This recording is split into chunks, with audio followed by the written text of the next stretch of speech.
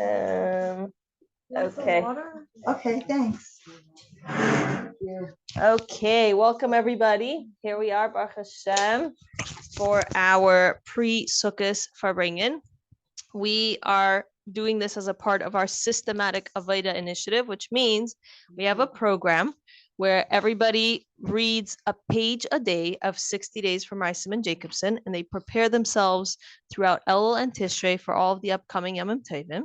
They also do personal Avoda. They work on themselves on a day-to-day basis, because sometimes we come to Rosh Hashanah and we're like, oh, right, that whole tshuva thing I was supposed to do during Elul. But here it's broken up into daily readings, piece by piece, something to work on and think about and grow through.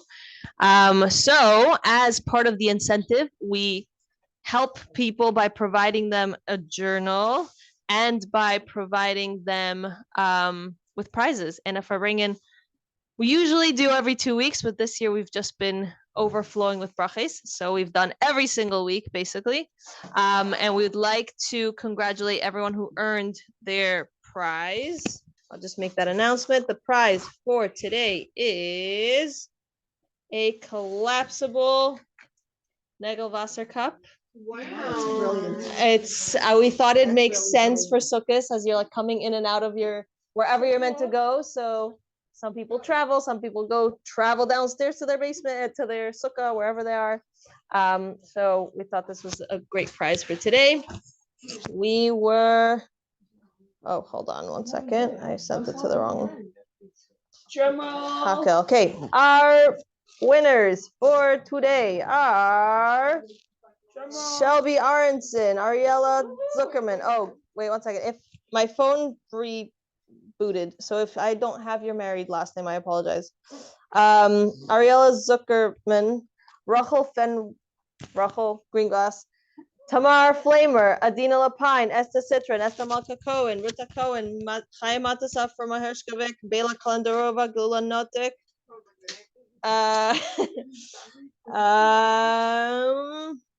Itagrevich, Joanna Klauba. Okay, perfect. If I missed your name, please let me know. And please, after the Farbringen, come on over to the front table and pick up your prize. Now, with that said, I want to introduce our speaker for today. I am always looking for wonderful women in the community. And I had the wonderful Sukkos to join with several Living Chassidus members in the program Seder Nashim from Leman Yilmedu, where we learn halachos throughout the entire year. This past 5 months, my gosh, was it 5 months? I think it was like 4.5. Woo!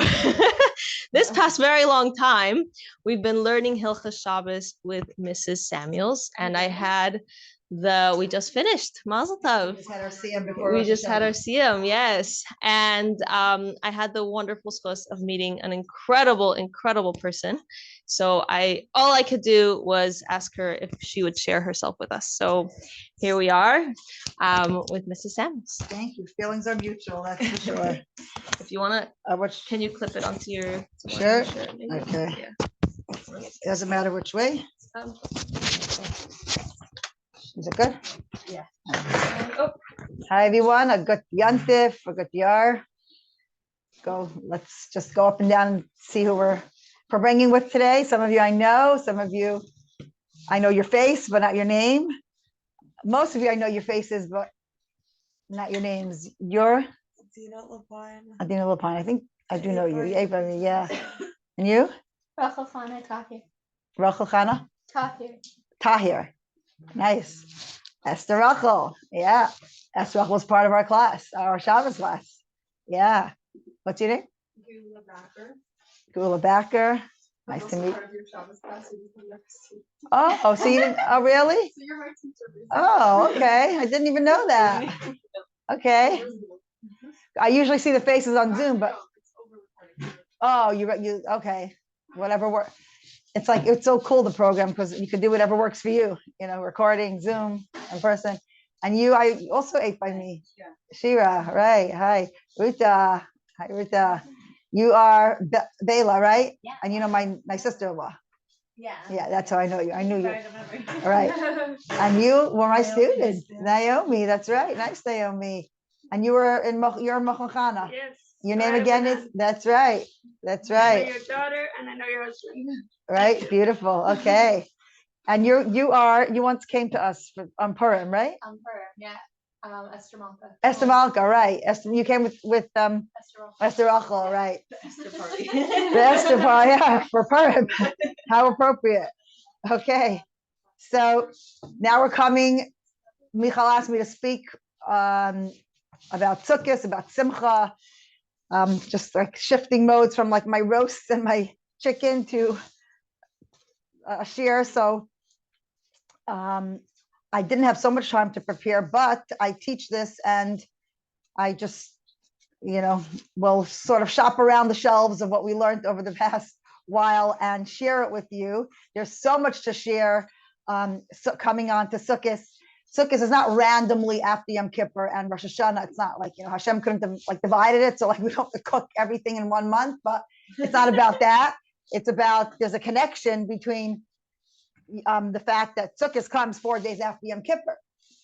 It's not just a random, a random date on the calendar that all the Yom Tovim are sort of bunched together. Sukkos is the sort of the anchoring of all the Avodah of Yom Kippur, and Rosh Hashanah is anchored in Sukkos, as we'll see in the lesson. So to start with, every Yom Tov has its mitzvah of the day. The mitzvah of the day of Rosh Hashanah is Shofar to crown Hashem as king. The mitzvah of the day of Yom Kippur is fasting, tshuva, and the mitzvahs of the day of Sukkos are Simcha, Daled Minim, and Sukkah. Exactly. So there are 3 mitzvahs that connect to Sukkos.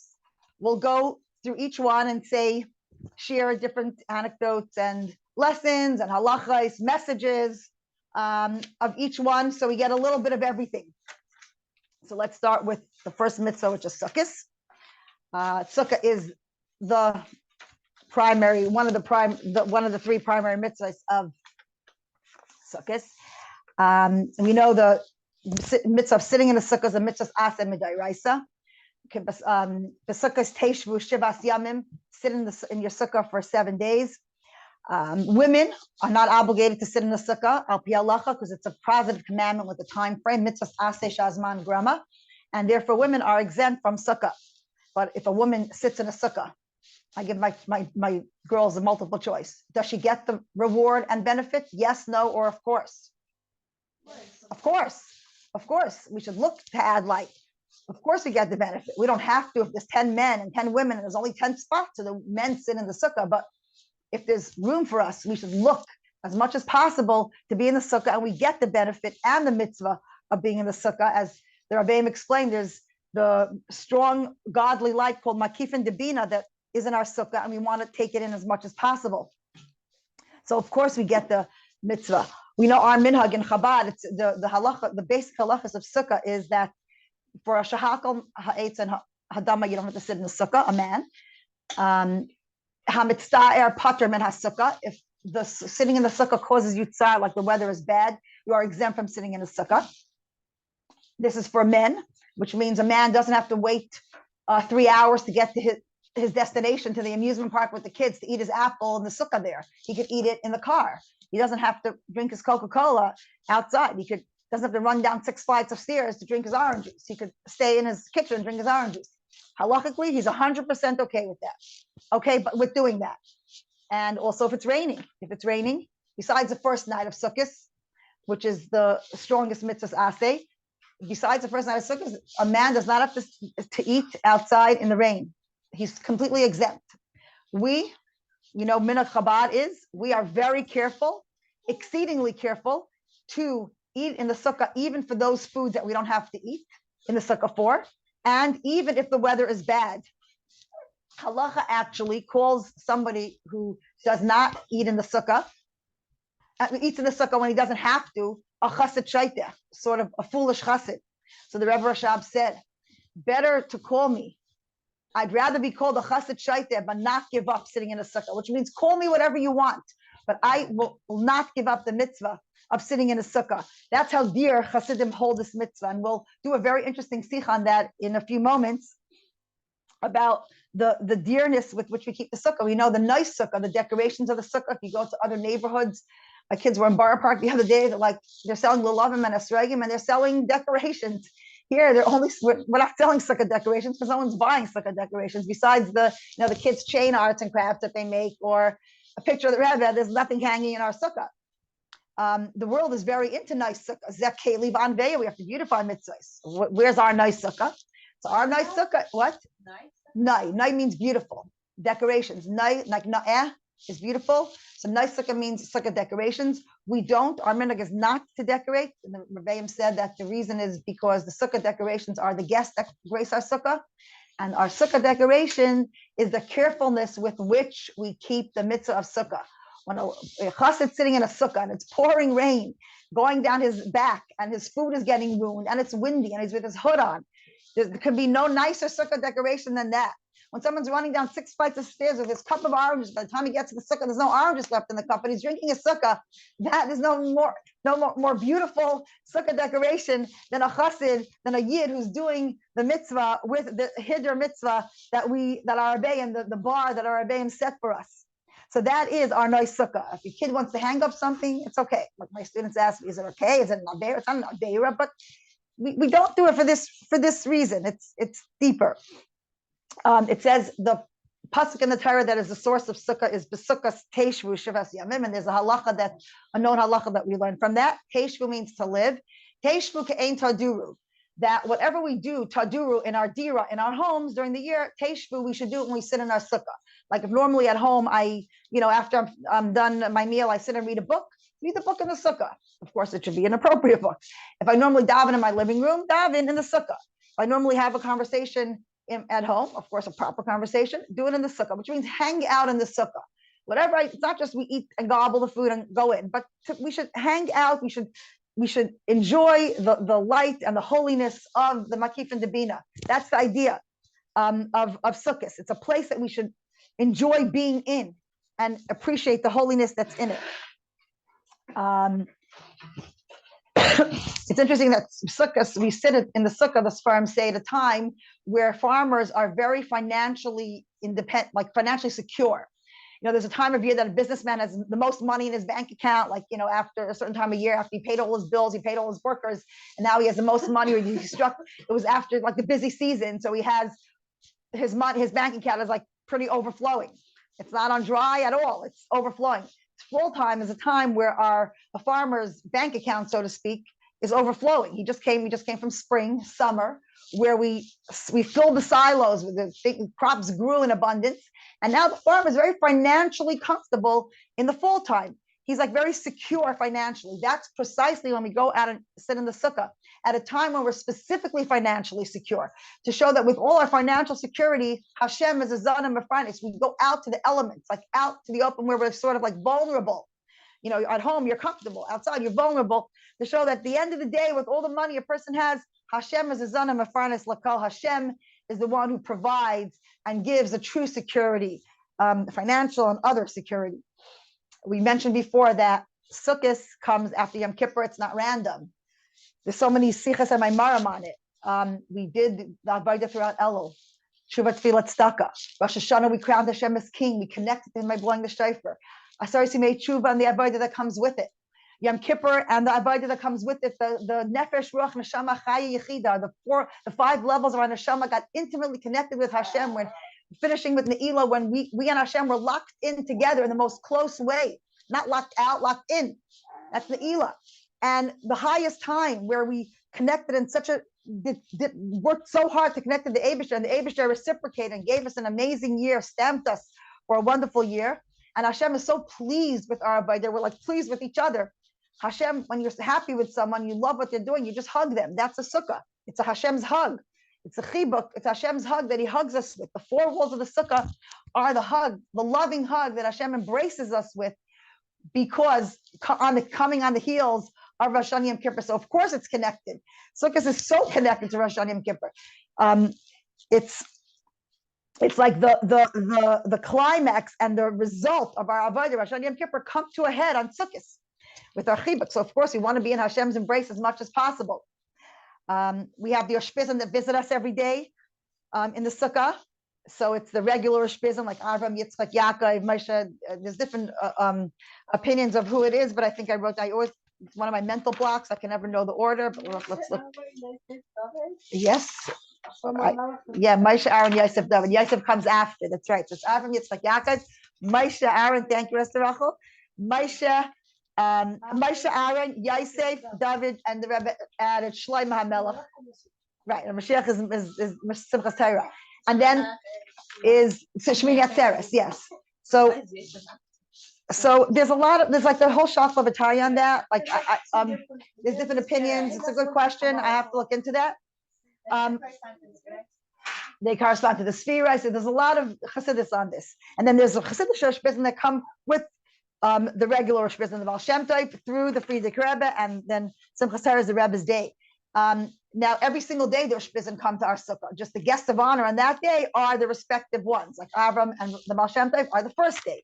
Yitzchak and the Mag, they come together. They're all there, but the one is the leader, like sort of the guest of honor on that specific day. So we can discuss any Shpiz any day. Like you're not off because they're all there. It's just a special emphasis on that respective one on that day. Well, there's like I have a whole book that I forgot to bring in my students. I should have bought the books have extra booklets. Maybe I'll ask my daughter to bring it across. Every day there's like we read stories of each Rebbe, and there's like a connection between each of the Shpizim. Like there's a reason why Avram is the Baal Shem Tov. Like they revealed Getlachkeit to the world. Yitzchak and the Maggid stayed in his place. Yitzchak stayed in his place. It was more like the thing of digging. So there's very beautiful connections between each of the Shpizim. It's not random that one is with the other. And the Rebbe also added, I tell this to my students, go to Simchas Beis HaShe'eva. The Rebbe said, they are Shpizin, escort us to Simchas Beis HaShe'eva. They're not just with us in the sukkah, they escort us when we go to Simchas Beis HaShe'eva. So imagine we have such holy escorts to act appropriately. Simchas Beis HaShe'eva is, I said, what's the translation? It doesn't mean dancing. Well, it means happiness, the happiness of the drawing of the water. Shafta Mayim B'sasain. You draw water with happiness. That's the drawing of the water on Sukkos. Every single yantif, we always poured wine over the karbanis. On Sukkos, we poured water in addition to wine. So the whole procession of the water drawing with the kaihanim going and the chatzaitzrais being blown and torches and somersaults and dancing and festivities. It says not a courtyard in Yerushalayim didn't reflect the light of the She'eva. It was a tremendous, tremendous source of rejoicing. Both going there and back, and they poured the water with shafta mayim. We drew the water with sasa and with such festivities, and that's why Misha Laira Simchas Beis HaShe'eva. If you didn't see Simchas Beis HaShe'eva, Laira Simcha Miyama, if you haven't not seen true Simcha. So what's the whole thing of She'eva? Just in a nutshell, the Sikha of the She'eva. What's the big deal? We drew water in addition to wine. I mean, very nice, but like such festivities. So just in a nutshell, what's the reason for the Ushafta Mayim B'sasai, this great joy of the drawing of the water on Sukkos? Because wine is like the Cadillac of all drinks. It's flavorful, it's tasty. Hello. It's flavorful, it's tasty. That represents doing mitzvahs because I understand. It's tasty to me. I get it, I understand it, I appreciate it. Water is a flavorless drink. It's not tasty. It's important, it's vital, but it's not tasty. That represents doing mitzvahs because I don't understand the reason. Only because Hashem said so. Hashem, who is unlimited, told me to do it. That's why I'm doing it. The reason I don't understand so well, but I do it because Hashem said to do it. And that's why drawing the water is such a call for rejoicing. I'm doing the mitzvah only because Hashem, who is unlimited, told me. And therefore, the benefit I get from the mitzvah, the joy and the reward is also unlimited. When you do a mitzvah, because you understand, so it's limited. The benefit of it and the joy of it is limited it's limited because my limited brain understands it. But when I'm doing a mitzvah, because Hashem said, Hashem was unlimited, so the benefit, I'm tapping into the unlimited. And that's why the joy is so boundless by Simchas Beis HaShe'eva, because it's Shafta Mayim. There's no reason why I'm doing it only because Hashem said. I'm tapping into something way greater than my intellect when I'm doing a mitzvah because I don't understand. Yaina got his nevuah, Ninveh. He got his nevuah. We just did this by Simchas Beis HaShe'eva. To go and tell Ninveh, Ninveh Ne'apaches. This is this was by Simchas Beis HaShe'eva. They didn't sleep the whole Simchas Beis HaShe'eva. They said one would, when they would dance, one would like sleep on the shoulder of the one before them, like we go out to set and Grand Heights. It reminds me of like, now I see like for really not to see guys falling asleep on the shoulder of the guy in front of them. It's like, just like no one wants to lose out on these precious hours that we're just drawing so much inspiration and so much simcha. It's like we're drawing reservoirs for the whole year. It's not like, okay, so I didn't go. I'm so tired. Like, this is like, imagine like there's treasures out there, like just gather them. You'll sleep later. This is going to keep you going for a long time to come. So yes, we are tired. No one's denying it's not tiring, but it's a very beautiful tired. And that's why we have to keep on drawing and drawing and drawing. This Yantif is called Chag HaAsif. Why is Sukkos called Chag HaAsif? Technically, it's Asif because it's a time, like we said, the farmers are drawing all their financial income, all their crops, and they're storing it.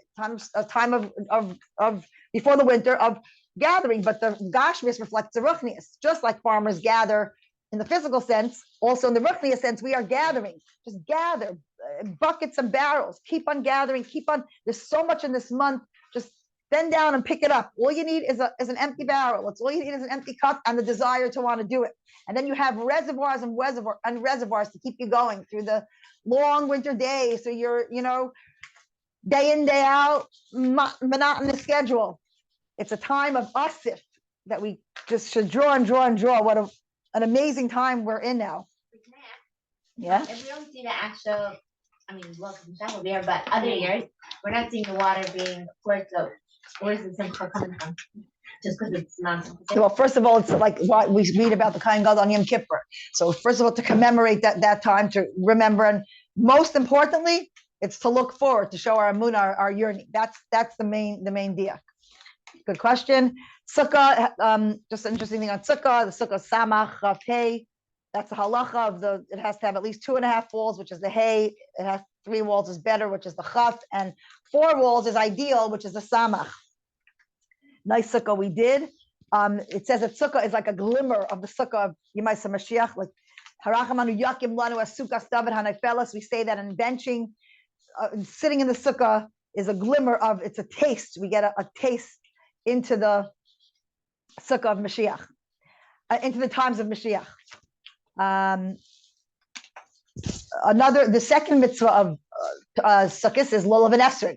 So the second mitzvah of the day is Lulav and Esrog. We said Yom Kippur and Sukkos are very connected. It's not randomly at one after the other. We just got forgiveness. Hashem just showed the world. We just showed the world Hashem has forgiven the Jewish nation, and we are now raising our victory instead of the armor that an army has. We're raising in victory. We're raising our lulav and esrog as a sign of victory, that we were victorious. Napoleon's march, and we got a forgiveness. Hashem has forgiven the Jewish nation. We don't have the lulav is like instead of the rifle. The esrog is instead of the bullets, and the knives and weapons are the hadasim, and instead of the hadasim are instead of the knives and weapons. And we say this in Tehillim.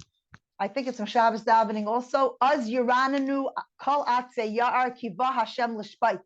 Then all the trees will rejoice to Hashem because Hashem has judged us favorably. What is this referring to?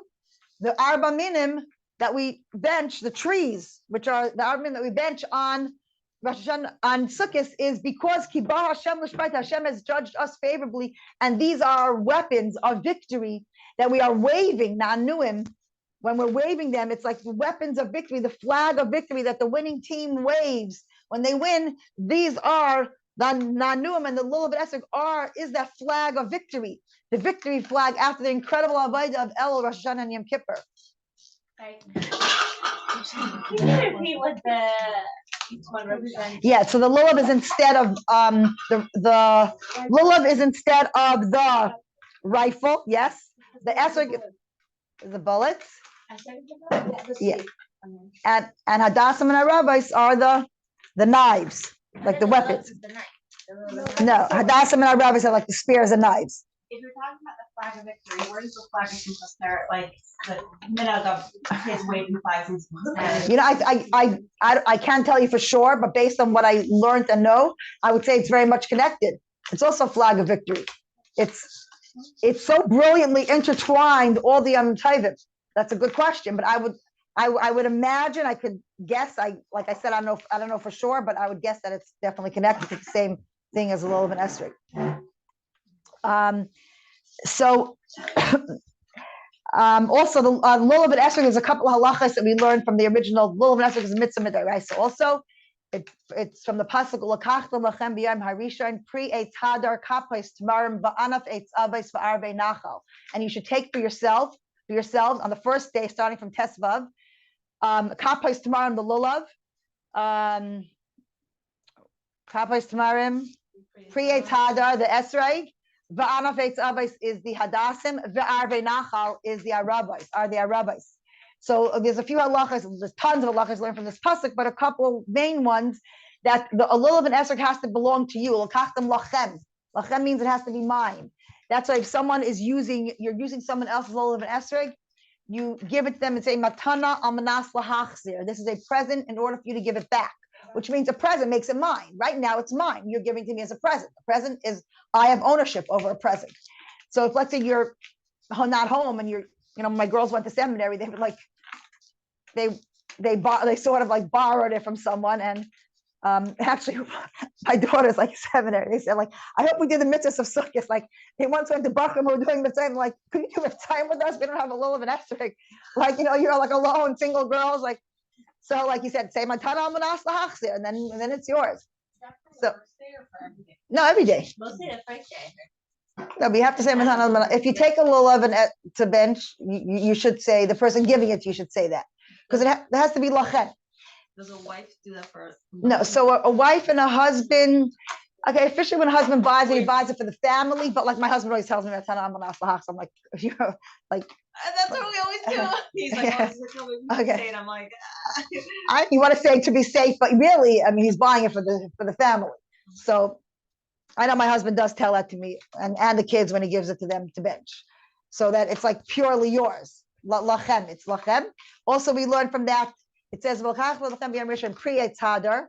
is a little esrog, okay. Then it says, kapos tamarim, which is the lulav. And then it says, ve'anaf eitz avos, ve'arvei nachal with the vav hachibur. What halacha do we learn from that? That the lulav, that the ravas and hadasim have to be attached to the lulav. You would think based on this, you take 4 minim and you like just like sort of hold them, like a bundle, 4 together. But the fact that it says ve'anaf eitz avos, ve'arvei nachal, that it has to definitely be attached to because it comes right after kapos tamarim. Kapos tamarim, the lulav, ve'anaf eitz avos, ve'arvei nachal has to be attached, not to the esrog but to the lulav. We also learned that the rabbis have to have 2 because arvei nachal is 2 words and anaf eitz avos is 3 words. So we have 3 hadassim and 2 arabais. The rabbis lulav had 36 hadassim. Arabais are 2 always. Hadassim you could add. So there were 36 hadassim on the Rebbe's lulav, and they were switched very often because. Oh yeah! Oh wow! Okay. There's also, it's all Kabbalah. They were switched because they were used, like the Rebbe's esrog got very brown. It went through so many hands every single day. Like the men never benched their own lulav and esrog. It was just for their wife and kids. They always benched the Rebbe's. They went to get a ticket. You went to get a ticket like 6, 7 in the morning. A ticket because it was like you didn't want to wait like on Union in Brooklyn until online like this. You'd be waiting like on President in Brooklyn to get on to get. It was long lines. So you got your ticket. The guy and the man in charge told you, okay, this ticket means that you could come back at 8:30 and you'll be your turn 8:30 instead of waiting till 8:30. So you went home, you did your thing, and you came back. When it was closer to the time, but the lines were long. So. Well, no, right. So what happened was Rabbi Meir Harlig, who's Yartzeit, who just passed away this past summer, he was a very, very Kabbalah all type of chassid. Like he was mekosher to the Rebbe, like for no glamour, like just to be mekosher to the Rebbe. Like he didn't have this title like anyone else. Pashat like emesa Kabbalah all. and he hung around the Rebbe all the time. Like, the kids, I was watching the shleishim, I was in awe. Like, this is like off the tangent, but I just thought he deserves like this credit. Like his boys, they lived on our block. His boy said the father never missed a Shachos Mincha with the Rebbe, which means he never went away. Or if they had to buy suits for Yontif, he didn't drive Rabbi Harlan. Remember, they would go in the taxi or they would go to the train. So they would go, let's say Shachos is 10, Mincha's 3, and Mariv was either 7:45 or 9:30. So it had to be between the three lights, and like it had to be exactly after Shachar, so they're back by Mincha. If they went after Mincha, exactly after Mincha, so they're back by Mariv. One of the sons was describing once how his father was like feeding the taxi driver with cash, like to drive quicker, because like they were stuck in, like you feed the fish. He's like, here's another $10. Like, quick, just like I have to get back to Mincha. I was like, I was nispal, like, to not to miss a single tefillah. Like, he had a good reason. His father with kids, he's buying his kids suits. They would go to downtown Brooklyn to buy the kids suits, and he did not miss a single, such a Baal Kabbalas, like lahafli, like something special. So anyway, Rebbe Meir Harlech, they said he was around the Rebbe often. So the Rebbe sort of, he got like this, he inherited, or like he sort of got this job because he was in the right place at the right time to take the Rebbe's lulav and esrog from him every single sukkah's morning and to bring it to the big sukkah. And he was in charge of making sure, benching it with everyone, making sure that it gets back in one piece. So he was there for hours? So he was there for hours. Yes, every day of Sukkot, it was his supposed to stand for hours. In the end, in the later years, they made like a little sort of like cubicle inside the Sukkah. It's like towards the back on the right. If you come into the big Sukkah, it's like in the back right-hand corner. It's like a little cubicle. And I'll tell you why that cubicle is special in a minute. So Rabbi Harlech would come in the morning, bench, and then the Rebbe took it back for Nanuim, for Hallel. And then they gave it back to Rabbi Harlech, and he continued benching with everyone until everyone was done benching. So there were hundreds of people that bench on a daily basis. It wasn't women. Women did Hoshana Rabbah on the Rebbe's lulav and esrog. And touch the men, yeah. No, the men. I would have assumed so, but let me double check. I know the women. I remember I have vivid memories. We would go the whole entire like Eastern Parkway show was like lines like that, like lady and the mothers like on edge. Hoshana Rabbah was such a busy day, so we're standing there waiting for the Rebbe's lulav and esrog. Rabbi Harlech came in Tafshin and Beis as usual to get his lulav and esrog to bench, and the Rebbe didn't give it to him. He's like, what's going on? The Rebbe himself walked with the lulav and esrog to the sukkah, to the corner. And that cubicle is where the Rebbe stood, so it's a very special place. If you see how the sukkah is, you enter the sukkah in the corner, all the way towards Tashlach. On the right side, there's a little cubicle. The Rebbe stood there literally for 6-7 hours at least. Shachos was davened that day, probably at 4 o'clock, after 4 o'clock in the afternoon, for 6-7 hours. He stood and he watched every single person bench lulav and esrog. He gave them the lulav and esrog, said amen to the bracha. Listen to the bracha. I know some people were saying, like, the Rebbe standing in front of you, they forgot the bracha. They said the wrong bracha. They held it in the wrong hand. Like, imagine ever standing, like, I know from dollars, when I went to get dollars, I never, ever spoke to the Rebbe or said it's my birthday, because when you got to the Rebbe, your knees were like jelly and your tongue was like frozen. It was awesome. Like, I watched videos. This man spoke in front of the Rebbe. How in the world did he speak in front of the Rebbe? I couldn't get a word out of my mouth. And he's speaking as if nothing, like, who spoke in front of the Rebbe? But some people did have the guts, as you see in the video, to speak in front of the Rebbe. I couldn't, and many other people like me also. It was just so awesome. So to say a whole bracha in front of the Rebbe, that's like, wow. Was I there? Well, it was only men. It wasn't women. My husband went. I was just married then. So yeah. So yeah, it was an awesome, and right that year was Chav Zayin Adar. Chav Zayin Adar was a few months later. People realized after that this was something that there was Lamaila. The Rebbe did it for a reason. He stood himself and did it for a reason. Good Yantif. Thank you for coming. We know that the lulav and esrog represent the different types of Jews. Lulav has a taste, not a smell.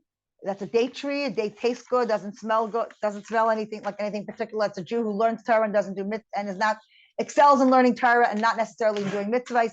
An esrog has a taste and a smell, represents a Jew who excels in learning Torah and mitzvahs. Hadassim have a smell and no taste. It represents a Jew who represents a Jew who excels in mitzvahs but not Torah, and a Rabbis represent a Jew, no taste, no smell, who doesn't excel in Torah or in mitzvahs. Smell is mitzvah. Yeah, smell is mitzvahs and taste is Torah. Yeah, because taste is like flavor, tam, like das, tuf tam vadas, like understanding. Yeah, and we take all these 4 yidden and we gather them together and we make a bracha. Barcheinu Avinu, Hashem benches us when we're united. Kulanu ke'echad. And also we're coming from Yom Kippur. Kolchan ke'echad, yasu aguda achas, v'yichapru elu al elu. Everyone as one should make one big group and one will forgive for the other. We're taking all 4 Jews. I have good things that you don't have. You have pluses that I don't have.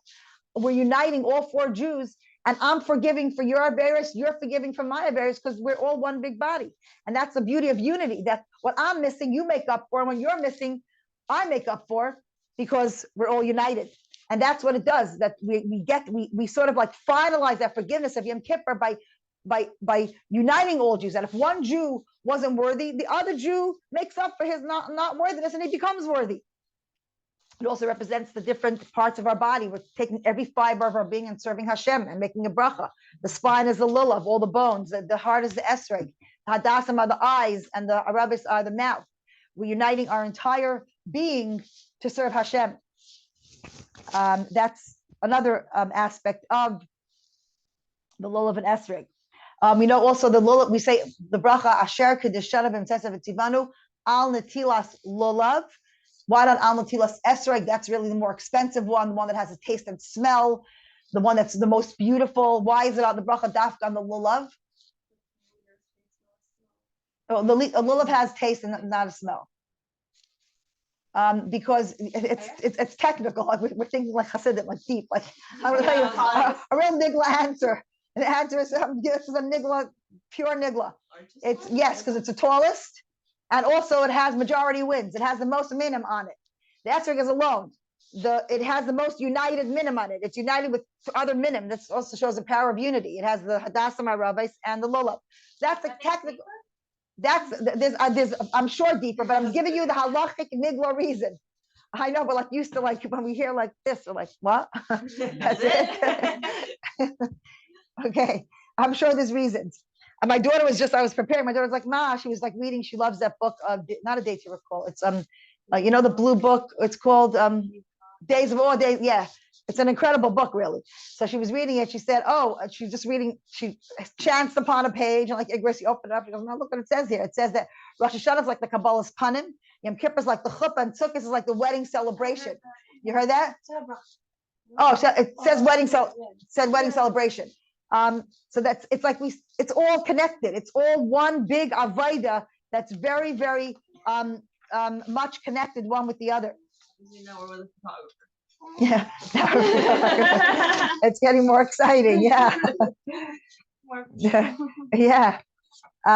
So simcha, and the third mitzvah of Sukkos is simcha. So there's tons to say. Simcha. What Zman Simchaseinu? That's right. What are we rejoicing? We're rejoicing that Hashem benched us for a good year. That's what Zman Simchaseinu is. Hashem just sealed. We worked through Elul, Rosh Hashanah, Yom Kippur, and Hashem sealed us and stamped us for a good year.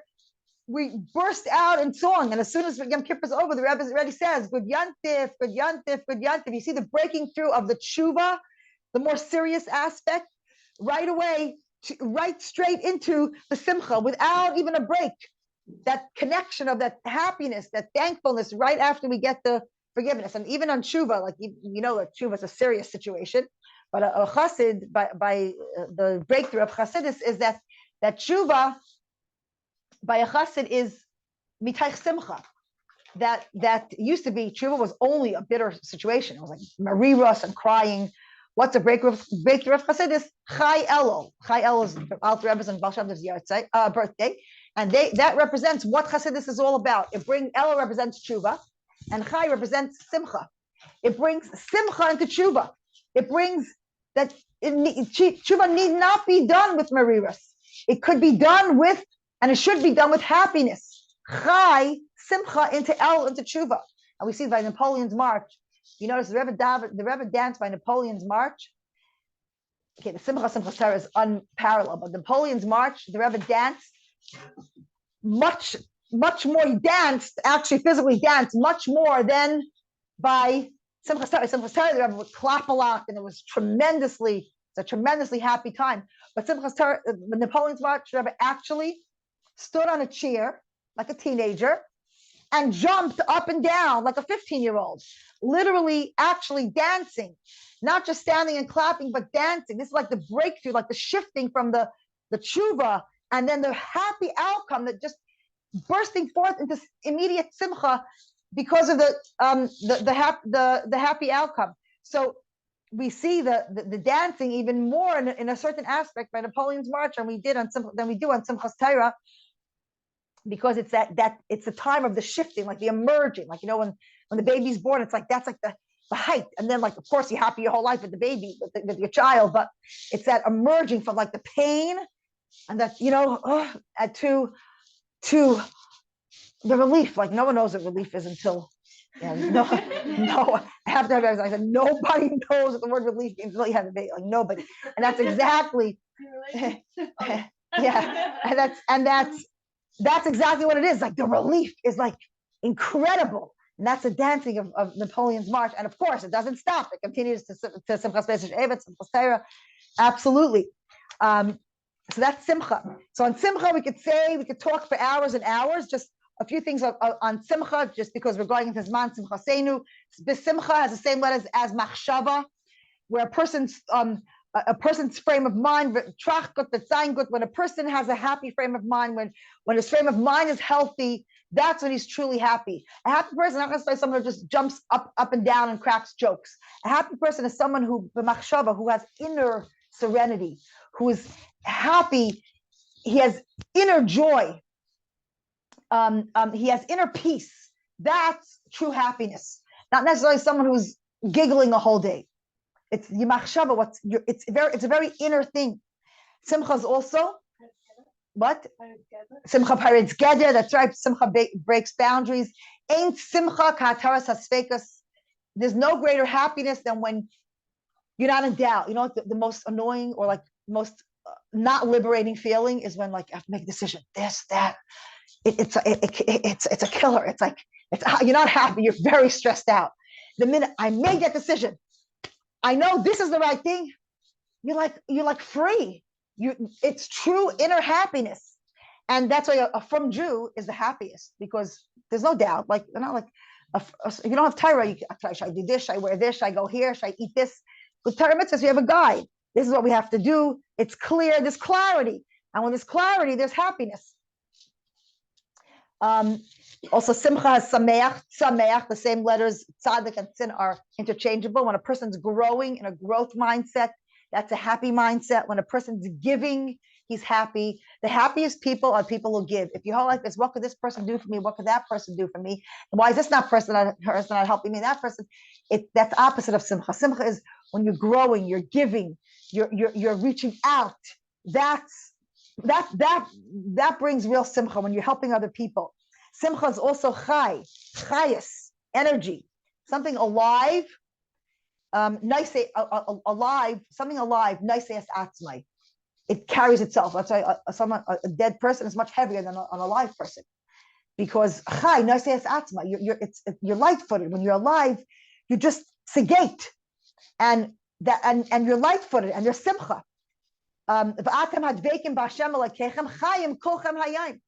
Like the same thing, when you have Torah mitzvahs, you connect to Hashem, then you're truly happy because there's no doubt. And then you're truly alive and nice atzmai. It's a lighthearted lifestyle.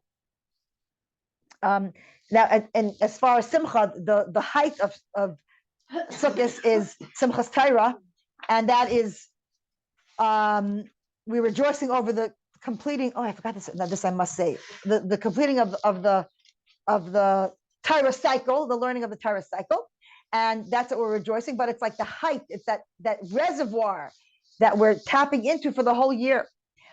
Before we just do that simcha part with the reservoir, I just want to say this very quick but very important sikha, and I'm sure you know the sikha, but I feel like it's worthwhile to repeat it. We said before that the halacha exempts those who are in pain from sleeping in a sukkah, from being in a sukkah, and those who, and if you're eating certain foods like ha'etz, shahakol, and adama. So there's a question. Mechabad Chasidim, we are very, very careful, exceedingly careful. Rabbein, we're exceedingly careful to eat in a sukkah no matter what. To the extent where people fly 12 hours and don't take drinks, which they're totally allowed to. Luckily, 100% they're allowed to. Men are allowed to. We're exceedingly careful to eat in a sukkah, but sleeping in a sukkah, we don't do that. Sleeping in a sukkah, it says clear halacha, you have to sleep in a sukkah. It's a clear din in Shulchan Aruch. Eating in a sukkah, you don't have to eat if it's raining, and you don't have to eat if you're eating certain foods. And that we're exceedingly careful with. Explain that. That sounds a little bit mixed up and backwards. So in a well-known tzikha, the Rebbe asks these questions and answers it as follows. We'll put this in as short a nutshell as possible. Okay, I sort of like got it down to an heart. I taught it 4 times today, so I should know. But even then, I still don't have, I have it almost down to an art. Okay, so let's take each thing separate. So eating in a sukkah, why do we eat? Why are we so exceedingly careful? We don't have to eat that orange in the sukkah or drink that seltzer in the sukkah. Why are we so exceedingly careful? Because a chassid goes l'fnei mishuras hadin. A chassid looks to do more, not less. A chassid looks to bring in more light, not to just tell me exactly what I have to do, but a chassid goes above and beyond the letter of the law. And B, because the Rebbe was exceedingly careful, and we are exceedingly careful to eat in the sukkah. Okay, so now that takes care of why we are exceedingly careful to eat. But we still have a question. Well, that says the Rebbe didn't sleep a whole sukkah because, yeah, exactly, yeah. Right, and right, okay, exactly, right. So he didn't sleep a whole sukkah, right? That's a separate thing, but a very important point that you brought up. That's right. It's well known from the people who are around the Rebbe, and I think the Rebbe even said it to people. I think it's in the mosque also. It's in the mosque, right? Could be like the Rebbe has. It's sort of a known fact, yeah. Rabbi Groner mentions it in the book. Sure. I saw it somewhere recently. Okay, could be. I know my grandfather was one of the Rebbe's secretaries, and the Rebbe he also told us the Rebbe did not sleep on Sukkos. Rabbi Nissim Mendel. So that's one aspect. So we understand why we don't. Sleeping. How do you run away from that? It's a clear halacha. Halacha also says, as we mentioned before, that hamitzta'er patur min hasukkah. He who is pained is exempt from being in the sukkah. Okay, and therefore, like we said, if it's bad weather, you don't have to. Our Rabbeim, were exempt from being in the sukkah because it pained them, exempt from sleeping in a sukkah because it caused them pain to sleep in the sukkah. What kind of pain? Not because in Russia it was freezing cold sukkahs. It really was. That didn't phase the Rabbeim, the below zero temperatures.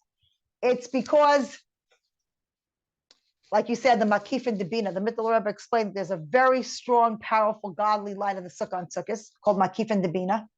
And the Rabbeim were so attuned in such a real, tangible way to this holiness, they were not able to bring themselves to sleeping in the sukkah to the extent where it caused them physical pain to even think about sleeping in the sukkah. And on those grounds, they were halachically 100% exempt from sleeping in the sukkah because it caused them real pain. So our Rebbeim were completely exempt under this clear halacha. Now, exactly. What about me and you? I wish I was on that level where I clearly was in tune to the holiness, where I physically felt like uncomfortable to sleep in the sukkah, and not just uncomfortable, but pain. So that brings us to the next point. So why me and you? So the Rebbe doesn't. Okay, beautiful, very beautiful. So the reason that applies to the Rebbe doesn't apply to me and you. Like we're not tapped into the holiness. So what's the vart with the chassidim? What makes a chassid exempt? So there's a few step thing here. So first of all, we're exempt because the Rebbe is exempt. We're exempt. The Rebbe does, we do, which means minhag Rabbi Seinu b'Yadeinu. We're also exempt. Okay. A second point, we do have tsar. We do have pain. It says hamitzta'er patur min hasukkah. If you're pained, you're exempt from the sukkah. Yes, we do have pain. A different kind of pain, like sort of like pain in the reverse. pain, like you said, the pain that's caught that the Rebbe has is because he can't sleep in Makif and Dabina. The pain that I have is I'm the Rebbe's chassid. I'm the kusher to the Rebbe with my heart and soul. I try to live according to the Rebbe, and I'm such a Rebbe young. I'm so coarse and desensitized that it doesn't bother me. Like, not bother me. I'm not pained the same way the Rebbe's pain. Like, I'm not feeling this Makif and Dabina, and I'm so connected. Like, my mother is so into Achmasas Archim, and I'm her beloved daughter, and I'm not. I don't like that. So I'd rather just eat alone. I'm like, what your mother put her kishkas into you, and you're so connected to her, and it bothers me that she's so into that mitzvah, and me, I don't like that. It's not my favorite mitzvah, and to her, it's like her whole heart and soul. How could it be? That's what's causing us the pain. I'm a chassid, so makusha to the Rebbe, and I am not pained the way the Rebbe's pained. It's like pain in the reverse. That I don't feel in my kif and debina, and I should. I'm not tapped into the holiness, and I should be tapped into the holiness the way the Rebbe is tapped into the holiness. So it's like pain on the reverse side. Then you have another person comes along, and the Rebbe takes it a step further. So that's a chassid who knows his faults and knows that he's a Rebbe young and knows that he's coarse sensitized, even though he shouldn't be because he's a Rebbe's chassid, to the extent that he doesn't feel the makif and debina. Okay, that's one level. That's already a level. Then there's another chassid, like, oh, hi. Hello, hi. And there's another chassid, he's between me and the lamppost. I'm not at the Rebbe's level. Okay, whatever. The Rebbe's wonderful, but like, it doesn't bother me that I'm not pained like Rebbe's pained because like I'm a simple person.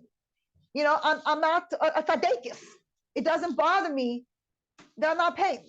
The level before was someone who it bothers me profusely that I'm not feeling what the Rebbe's feeling. The other chassid is like, I have news for you. It's not bothering me that I'm not feeling what the Rebbe's feeling because I'm a simple person. I'm not on the level, so I'm not on the level. I'm not a tzaddik. So that person's pain, he said, at least it's not bothering him that he's not bothered like the Rebbe, but it's bothering that he's letting the Rebbe down, like that the Rebbe is doing something and cares about something, he's letting the Rebbe down. It's like, for example, like that, just like out of just basic decency, like, for example, someone, let's say I'm not into tznius. I fried out, I chilled out. I'm not, but I come to my parents' house out of just decency. Like, I don't appreciate tznius anymore. Whatever, I have my things. I'm not, but at least, I'm out of respect. I'm dressing tznius. So here, at least, the tzar of this chassid is that the Rebbe is pained, and I'm not pained, and I don't care that I'm not pained, but at least, this chassid is pained that he's not pained. Like, it's bothering him that it's not bothering. Like, why don't I care? I don't even care that I don't care. It's like the Rebbe takes like to the next level that he's so grub. Like, there's a Hayyan that says, "Dervas is nidrik and grub, herzach nicht on the nidrikkeit and grubkeit." Sometimes someone is so grub and so coarse that he doesn't even realize his grubkeit and coarseness. And that's the pain that this lower level chassid is feeling. He's so grub, he doesn't even feel that pain. Okay, so like, when I was learning, I asked my husband, so like exactly what you asked me. He said like, that's already like a different ballpark. Like, we're talking here like people in the ballpark. That person will get to the ballpark soon, but we're talking here someone that's at least semi, something. That person needs to come to the ballpark. I think even that like with you'd always find something to a favor, right? Favors like here the Rebbe is opening it up even for people that don't even realize they don't right. Someone on the lower level. They don't realize they're meant to be sleeping with someone to begin with. Right. Even they somehow deep inside their pain. Right. It's a sikh you have to learn inside, really. Yeah. I always had a question about Hayayim, where it says Nidrik and Grub, and then it reverses the words, because I know the Rebbe, every word. Dervas is Nidrik and Grub. I just copied it. I hope I copied it right. I have a very bad handwriting. Helped on the Grub. I didn't notice it was opposite. The Grubkeit or Nidrikkeit. That's how it's. You mean why it's the opposite order? I looked at there was a very particular which. It's an interesting question. I could ask. I think It's probably from the Friedrich Rebbe. Yeah, this is from it's a Hayyan Yam. It was a recent. Why switch it? The question would be, where does it come from the Friedrich Rebbe, and then find out. Right. Comes from Sikha or something Right. between the Rebbe. Yeah. And some translations they don't switch it. I think the English ones they do. Oh, could be the English one they do, but in the original, I copied it from the original. A French one and they don't switch it, but in Yiddish it's switched. Right. Okay. Good. Thank you for that point. It's a very important point. So I'm letting the Rebbe down. So the whole point of the Sikha is the Hiskashrus. It's a very strong Hiskashrus Sikha. The whole reason we don't sleep in a Sukkah is pure Hiskashrus, because we don't mehalt it by that level at this point. But it's because well, people who are not Hasidim, that's halacha. You're supposed to sleep in a Sukkah. Yeah. Well, everyone is, it's like either a chassid or you're not a chassid yet, right? Those are the two categories. Those are the two categories. But in general, people say, is this a positive statement? Any of my students probably remember me saying this, like disconnected to this sikha has lessons like for not just sukkahs, for like in general, like how we should look at things. Like, don't say I'm not on the level. So like, okay, I can go to sleep. I can continue sinning because I'm not on the level. You're such a tzaddikus. Is that a positive statement? Depends where it's coming from. Okay, that's the correct answer. I mean, on the outside, yeah, it's like such a wonderful statement, such a tzaddikus. But a lot of times, like you said, depends where it's coming from. Like, what's the motive? In more cases than not, at least what I see, when someone tells you you're such a tzaddikus, usually it's because I know that I'm not doing what I'm supposed to be doing. I'm doing wrong, blatantly wrong. She's doing the right thing. If I'm going to label her a tzaddikus, then it puts me in the normal category. So there's nothing wrong with me, which means she's like above and beyond. You can't expect everyone to be a tzaddikus. Like, that's like, we're regular people. So I know that she's doing the right thing and I'm doing the wrong thing. So by me calling it a tzaddikus, it sort of gives me a OU stamp of approval that I'm in the regular category. And she's like, above the norm, like you can't expect that from people to be. It's a kanyas. So you have to always see like where the nuances, and sometimes it's well-intentioned, but many times it's coming from, oh, you're such a tzaddikus. Like so the tzaddikus continues davening, she continues, babbling lashon hara. She should take out her siddur down and daven like the tzaddikus, but she's not. She just labeled her a tzaddikus, and now she's like, Bart, like you say, Yid has a neshama. They have that feeling of guilt where like, I know I should be davening like her, but I'm not. So let me just call it a tzaddikus, so I don't have that much guilt because I'm just regular. So in general, we have to, whatever we do should be with the purpose of how it's improving my avodas Hashem. And any time we speak to someone or label someone, always see where it's coming from. It should always be coming from a place that's going to make me a better yid. Is it going to add to my yirah shamayim? Is it going to add, like, whatever people like, talk dvarim b'teilim, like, is this add, like, you need to know this piece of information? Is it adding to your yirah shamayim? Like, is it making you a better Jew? Is it making the atmosphere a warmer atmosphere? Always ask that to ourselves. Another few things we just mentioned Simchas Torah, which is the climax of Sukkos, and a couple of things on Hoshana Rabbah's Gemar Chitam Hadin.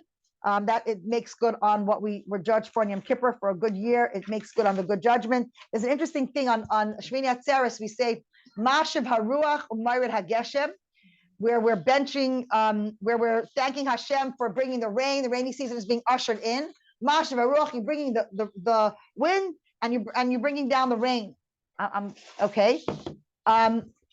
So there's an interesting explanation on that, talking about Chag HaAsif. It's a time that we gather buckets and barrels. We should take advantage of every single moment of this incredible month. It's our reservoir for the whole year.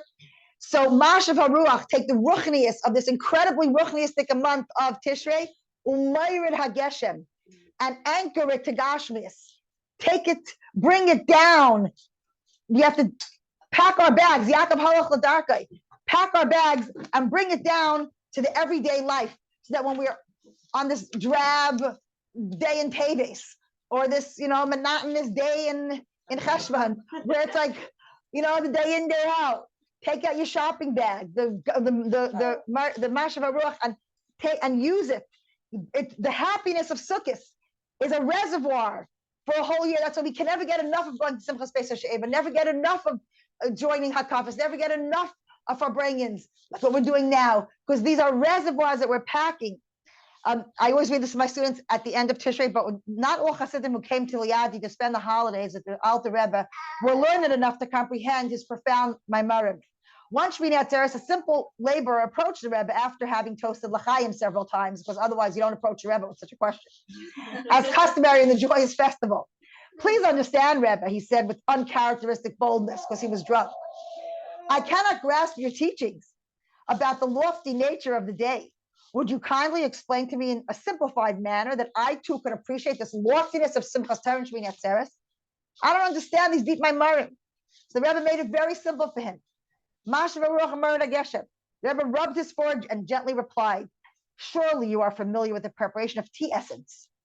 You know, tea essence, you put a bunch of tea bags, we learned in halacha, right? And tea bags in water, and then and it's like enough to make a ton of cups of tea. Although it's contained in a small bottle, a few drops of its content mixed daily with hot water can go a long way. In this vein, the joyful experience of Sukkos, Shmini Atzeres, Simchas Torah, is much like the concentrated tea essence. It verily imbues a Jew with joy to last the whole year. So it's not just one day. This joy is our reservoir. It's our tea bag. It's our tea essence. We're going to be pouring from this an entire year to imbue simcha and inspiration an entire year. Rabbi Yosef Yitzchak of Lubavitch once put it in simple terms. So the Alter Rebbe gave the example of tea bags. The Friedrich Rebbe took it a step further and said that Shmini Atzeres and Simchas Torah is much like going shopping. At the market, we acquire all sorts of goods, and when we return home, we simply unpack the bags and put the merchandise to use. Explained the Lubavitch Rebbe, during the month of Tishrei, every Jew is given ample merchandise from which to draw sustenance and happiness a whole year. The joy of Shmini Atzeres means to hold back, because Hashem wants us to stay back and rejoice more. It also means a receptacle. It could be translated as a receptacle. It gathers the wealth of inspiration that we got an entire month. It's like that suitcase. Atzeres is a suitcase, and enables us to bring it home to our mundane lives. You merely need to open the packages and apply the inspiration to our daily conduct. And you cannot apply inspiration. If you don't have what to give, you can't give. And that's with Tishrei. It gives us the ability to have what to give. And that's why we should keep unpacking those bags, so we have constantly to give ourselves, to give others, to give our friends, our family, our extended family here. We have a beautiful extended family here. We need to have to give. And that's what Tishrei is all about, the essence, the tea essence, the shopping bags, the Mashav HaRuach HaMered HaGeshem. That's why the Rebbe Rashab says the 48 hours of Shmini Atzeres Simchas Torah is a time that's so precious. We have to take this opportunity to gather buckets and barrels of treasures. There's buckets and barrels of treasures to be gathered. How? Through dancing, through simcha. May we take these buckets and barrels of treasures and live Tishrei a whole year. Tishrei should be an entire year. The inspiration and the happiness, the buckets and barrels. So let's keep on filling our buckets. It doesn't use cups and l'chaim cups. There's buckets and barrels. So let's take out those big buckets and fill them to the brim and overflowing. And let the year be a year of overflowing buckets and barrels of simcha. Whoever needs whatever, refuah should have refuah. Whoever needs a shidduch should find their shidduchim. Whoever needs children should have children, health, wealth, clarity, wisdom. We should have good gatherings, good friendships, and all with harchava and bracha, adli dai, buckets and barrels of brachas for a whole year. L'chaim v'lebracha. And we should have Mashiach now, the Geula Amitis V'Ashlema, the ultimate good. L'chaim v'lebracha. Do they happen automatically, or they just, or like, we do tap into it? You said that the brachas happen. That's the age-old question. How do you, There's like buckets and buckets that you get on people's Torah, or so how? The Rebbe said through dancing, through simcha. you can do tap into it throughout the year. No, so throughout the year, though, that's our tea essence. We just made very strong tea essence. We just packed overflowing shopping bags. Just like you come back from the market, that's the Rebbe told this person, this chassid. You come back from the market, and you unpack it. You don't unpack it when you shop. When you're shopping, you're just shopping. You shop till you drop, right? You just shop.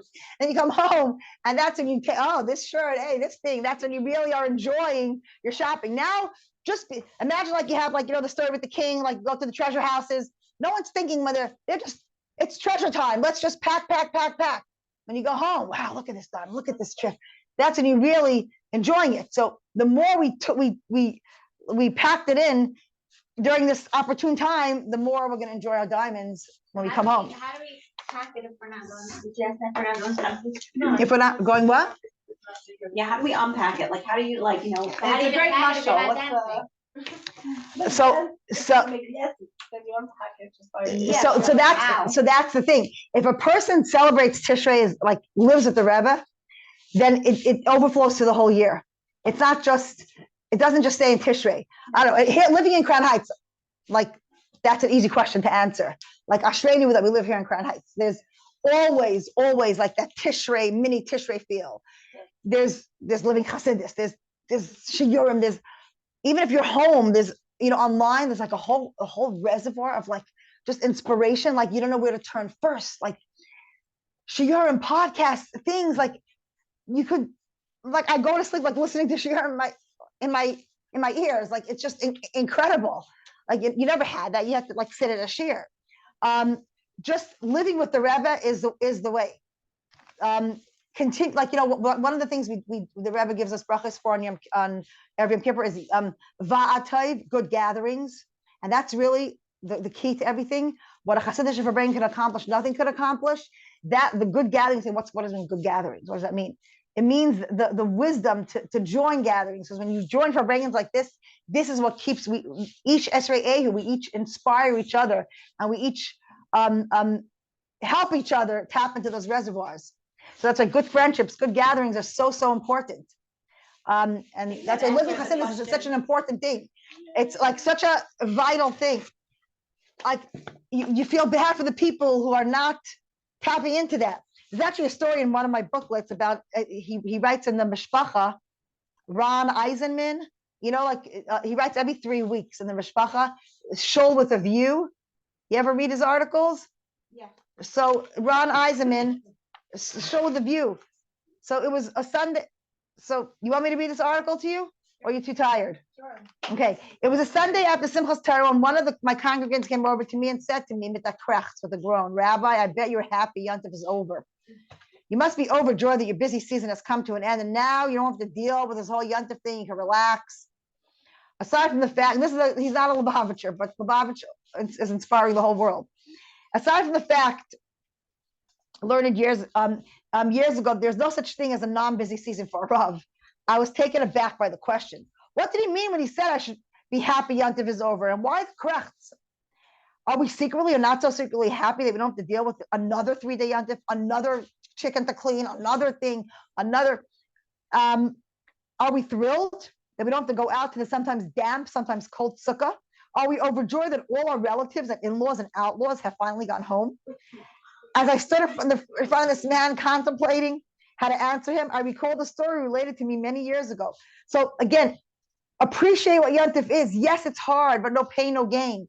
Like this is our inspiration. This is our tea essence. So this really focuses, the story he's going to tell us about the krechts. Like the man's like, oh, like the Pesach, the P word. Like, no, it's not. Yes, it's hard, but it's Ashreinu that we have it. So this is like more the krechts part, how we have to view Yontif. An elderly gentleman came to the U.S. from Russia in the 1920s. As he settled into life in America, he decided no matter what, he would never break Shabbos. However, all was not so simple. And he said, this is what he told Rabbi, he told the story to Rabbi Moshe Feinstein. This man told the story to Rabbi Moshe Feinstein. Rabbi, I soon found employment like most of the Jews in the garment center in the 1920s. Every week on Friday afternoon, the boss would tell the workers, be here tomorrow, Saturday at 8 a.m. I would inform the boss that I do not work on Shabbos. The boss, who was also Jewish, would growl and say, if you don't come in Shabbos, you're fired. And indeed, every week I would come home and tell my family, es ist schwer zu sein a Yid. It's difficult to be a Yid, and I announced I had been fired again, but I'm not going to work. Es ist schwer zu sein a Yid. After a number of years, and during this time, I was never machal Shabbos once. I finally found employment without having to work on Shabbos, and my wife and I raised our family. Unfortunately, all of my children went off the path, and none of them keep Shabbos anymore. One day, I told Rabbi Moshe Feinstein and asked him, how is it that none of my children are Shomer Shabbos? After all, I was Meiser Nefesh to keep Shabbos in the hardest times. Rabbi Moshe listened, right? Carefully and quietly to what I had to say.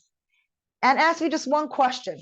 When you said to your family every Friday when you were fired, Es ist schwer zu sein a Yid, did you say it mit a shmeichel or mit a krechts? Did you say it with a smile or with a, "Ay, it's so hard to be a Yid"? I told Reb Moshe that I said it mit a krechts. I did it. He did the right thing, but mit a krechts. And again, this man deserves so much credit. We're not belittling what he did. But Moshe looked at me and said as gently as possible, that is what I thought. Since you came home at that krechts, it was obvious to your children that despite your observance of Shabbos, your heart was really aching and in pain. Your children understood your true feelings about Shabbos. Yes, you're keeping it, but mit that krechts, and therefore left Shabbos. If you came home with a big smile and announced Baruch Hashem, which is not easy to do, I was fired because I love Shabbos. Your children would have learned to love Shabbos too. And again, we can't judge this man for the great Mesiras Nefesh he had. I looked at Rabbi Moshe with the heavy heart and admitted he was correct. And now I looked at the fellow standing near me, said Rabbi Eisenman, and said quietly, I'm not happy. I wish the entire year was a Yontif. And that's our Avaida, that our entire year should be a Yontif. When we look at Yontif, the message should be to our friends, to our siblings, to our family, to our colleagues, that yes, it's work. Yontif is work. We're running, we're going, but it should be with a smile. And we're able to enjoy Yontif a whole year. It's able to be Yontif for us a whole year. And again, easier said than done. It's like we said, it's an Avaida, and Avaida is not something like this. It takes work. And the more we encourage each other and we're united and we gather together and we inspire each other, the better we will be at living Yontif a whole year. May we live Yontif a whole year and have a Yontif a year of everything good, and may we see the Rebbe with our physical eyes. Enjoy Yontif. Two traditions, two mechanech. One is that we thank our speaker with a gift. So I want to thank you so much for coming out on such a busy night and busy time. Thank you. That's so nice. And I actually then- wanted to buy myself one. Now I have it. There's a few choice of colors, so you can choose whichever one you'd like. Oh, but- colors? Yeah, there's different colors. I'll show you by the table. Yeah, the navy's. Oh, what is that? Tan It's color? like a Lilac. lilac. Lilac. It's a hard choice. Oh my goodness. Ain't Simcha Qatar's as fake as let me get it. I'll take the lilac. There's no greater happiness than the removal of doubts. Like when you made a decision and I know what's right and wrong, then I'm happy. And I also Yeah, it actually living is. Put for this- one of my colors. living I for hardly this, wear it, but it's one of my colors. See, I'm wearing black. we made a book of daily thoughts for each day of Elul and Tishrei. Very special. Ruth is actually the one who Ruth- worked oh, on it, wow. so you know the Rita, author. wow. So that's Impressive. from all of us, and we want to thank you so much. This is beautiful. Thank you. And the last one is, if you don't mind, I'm gonna come behind you. You don't have to move. You're all good. We Selfie. take a selfie with our speaker. Are you up for a picture with us? Okay. You do so many special Everybody. things. How can I say no to you? We're taking a selfie. Okay, everybody ready? 1, 2, 3. 1, 2, 3. Yay, thank you. Okay. Thank you for arranging. Thank you for coming. Have a busy night. A good yontif to everyone. Good yum. If anyone needs a place for yontif to eat, you're welcome. Our doors are open. You're welcome to come. I don't have my cell number. Ruta can give you my cell number. Yeah. Oh, you have my number? Yeah. Nechama must have. No, that's Nechama. No. Yeah, it is. By the way, Nechama- everyone mixes Okay, us up. okay, She's okay. Nechama Dina. I'm Nechama. and you both have a picture of yourselves with the Rebbe. Yes. That's interesting. She got a dime. I remember that picture clearly. Yeah, I never waved to her. I was there. You ever waved to her and gave her a dime. Who is she? And the Hamadina Samuels. She's a cousin. So, and I went up, me and her were chosen to get dimes from the Rebbe. And when there was a rally, they were like in 5th grade, I think, or something. And we learned like extra lines of Tanya, so we got to get dimes and give it out to our class. So that's my I'll tell you, because I Wow, asked her, I was That's texting, me. I thought I was texting you, so I was like, hey, can I come for shows? And she's like, oh, we don't live in Crown Heights. I'm like, Oh, she lives. I know I'm she like, lives wait, in what? near Crown Heights. She lives. Her husband has a shul in. I always forget. Not